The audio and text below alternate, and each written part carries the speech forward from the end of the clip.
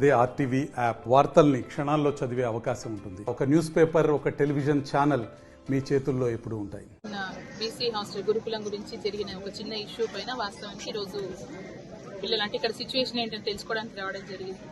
అయితే ఉన్న వాస్తవం ఏంటంటే ఒక 2 రోజులలో ఆ పిల్లలకి ఇబ్బంది కలిగిన విషయం వాస్తవమే. కాకపోతే అది ఆ రోజు వంట మనిషి రాకపోవడం లేకపోతే అంటే కొంచెం అడ్జస్ట్మెంట్ కోసం చిన్న మిస్అండర్స్టాండింగ్ జరిగి వాళ్ళ ప్రిన్సిపల్ గారికి చెప్పుకోలేని పరిస్థితిలో పిల్లలకి ఏం చేయాలో అర్థం కాక కలెక్టర్ గారు చెప్పుకుంటే మాకు సొల్యూషన్ వస్తుందనే ఉద్దేశంతో బయటపడ్డది తప్పించి పెద్దగా అంటే అంతగా ఇష్యూ జరగాల్సినంత విషయం అయితే కాదు. అయినప్పటికీ అక్కడ స్థానికంగా వాళ్ళ టీచర్స్ స్టాఫ్ కానివ్వండి, ప్రిన్సిపల్ గారు కానివ్వండి, పిల్లలకి న్యాయం జరిగే విధంగా మేము చూసుకుంటాము, ఇబ్బంది కలగకుండా వాళ్ళ మెనూ కూడా సెట్ చేసుకుంటామని అక్కడ ఉన్న డైట్ చార్ట్ కి దగ్గర అంటే ఫండ్ అంటే అమౌంట్ రిలీజ్ దాని గురించి వాళ్ళకి క్లియర్ గా చెప్పడం జరిగిందని చెప్పారు ప్రిన్సిపల్ గారు. సో డెఫినెట్ గా ప్రభుత్వం దృష్టిలో కూడా ఇష్యూస్ అన్ని ఉన్నాయి. అంటే గురుకులానికి, బీసీ గురుకులానికి ఉన్న ఇష్యూస్ ఏంటి ఇవన్నీ కూడా ప్రభుత్వానికి ఆల్రెడీ వాళ్ళ దృష్టిలో ఉంది కాబట్టి డెఫినెట్ గా రాబోయే కాలంలో చార్ట్ డైట్ అమౌంట్ పెంచడం కానీ అలా కాకుండా టీచర్స్ కి సరైన వసతులు కల్పించడం కానీ వీటన్నిటిలో కూడా తగిన చర్యలు తీసుకోవాల్సిన బాధ్యత మా ప్రభుత్వం మీద ఉంది.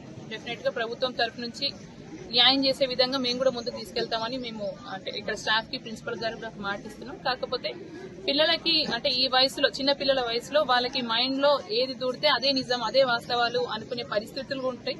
సరే, పిల్లలకి ఇబ్బంది జరిగిన విషయం వాస్తవమే, కానీ ఇక్కడనే పరిష్కారం దొరుకుతుంది అంటే దొరుకుతుందో అనే ఒక సందిగ్ధంలో వాళ్ళు బయటపడ్డదే తప్పించి పిల్లలకి పెద్దగా అంటే అన్యాయం జరిగో లేకపోతే వాళ్ళని పట్టించుకోని పరిస్థితి అయితే కాదు అని ఇక్కడ స్పష్టంగా అర్థమవుతుంది. ఆ పిల్లలే రిగ్రెట్ అయి మేము చేసింది పొరపాటే ఇక్కడ అడగాల్సింది, ప్రిన్సిపల్ గారికి చెప్పాల్సింది. ఆ టైంలో మేము వెళ్ళలేక సరే కలెక్టర్ గారిని కలిస్తే బాగుంటుందని ఎవరో మాకు ఇట్లా సలహా అంటే మాలో మేము అనుకోవడం వల్లనే చేసాము ఆ పని అని పిల్లలు కూడా స్పష్టంగా చెప్తున్నారు. కాబట్టి పిల్లల తరఫున కానివ్వండి, ఇటు స్టాఫ్ తరఫున, స్కూల్ మేనేజ్మెంట్ తరఫున అంటే గురుకులం మేనేజ్మెంట్ తరఫున కూడా ఎలాంటి తప్పిదం లేదు.